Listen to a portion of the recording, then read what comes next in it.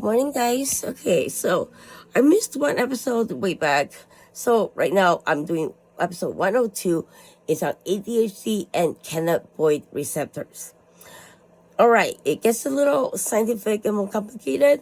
So if you try to follow along, if not, read the description because the transcription what I'm reading, I always post it under the description. All right, so there we go. THC are brain chemicals that bind to the cannabis receptors. It's component of a cannabis. THC binds to cannabis receptor in the brain. It is a partial agonist, meaning it binds to the receptors and produces a response that is less than the other substances. Anandamide and endocannabinoid and Anandamide is one of the most studied compounds that binds to cannabinoid receptors. These compounds had to both be the CB1 and CB2 cannabinoid receptor, which are found throughout the nervous system and on the immune cells of the body. So I found this kind of interesting. This is from December 13, 2024. I found it on Google. What happens when you sleep high? I'm going to read this and I'm going to tell you what you experience. When you sleep high, THC slows down the brain activity. This calming effect makes it easier to fall asleep, especially for those with anxiety or sleep disorders like me. However, while short-term use may help you get in sleep, long-term effects on the brain function and memory can be of concern.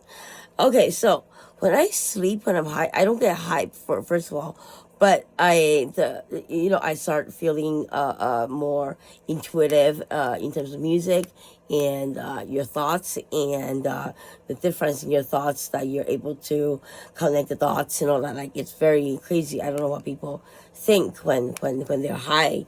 I just know that if when I feel a little bit, that's I guess.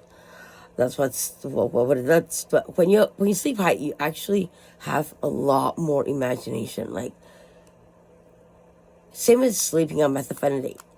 It gives you just a different type of dream, different ways of getting through, I guess, a puzzle or like a challenge in your dream. It is very interesting. By the way, I don't do psychedelics, so no, this is not going psychedelic wise. This is what's in my dream. All right, so the cannabinoid receptor gene CNR1 and ADHD treatment. The cannabinoid receptor gene, particularly its CB1 receptor, is a potential target for ADHD treatment due to its role in dopamine regulation and its interaction with the endocannabinoid system, ECS. The ECS, including CB1 and CB2 receptor, is implicated in the pathophysiology of ADHD and manipulating the system, especially in adolescents, could exacerbate the deficit in inhibitory control.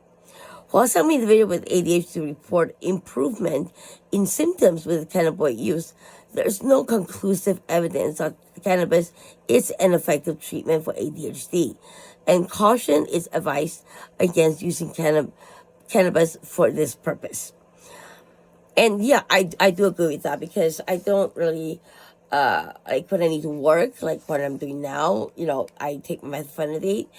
But when I'm doing my music, when I'm, writing songs and, sometimes lyrics, I smoke. I don't take my methylphenidate because it takes the logical control of part of your brain over, as opposed to the intuitive right side of your brain that is for music, arts, and all that. And that is what, as far as I know, the receptors that cannabinoid receptor that binds to it, it probably works on your right side of the brain because it's very, very artsy creativity and innovativeness and all that.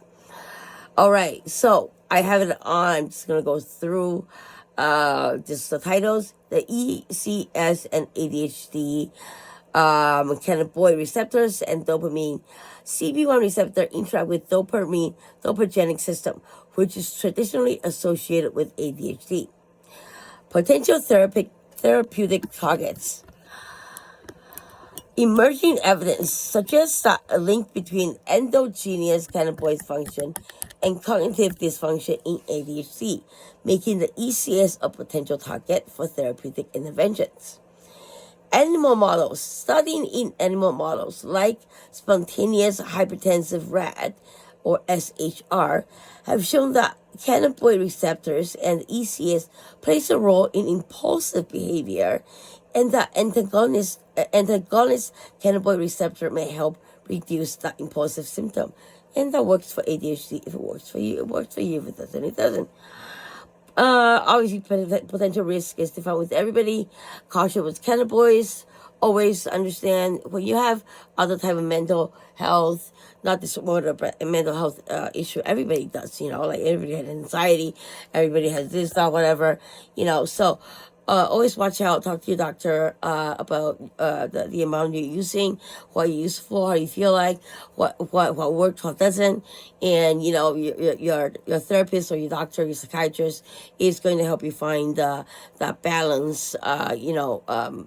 I guess trial and error, or they will just give you a recommendation. So anyways, that's it, folks. Sorry it's a bit long. 6 minutes and 30 seconds. Talk to you later. Bye bye.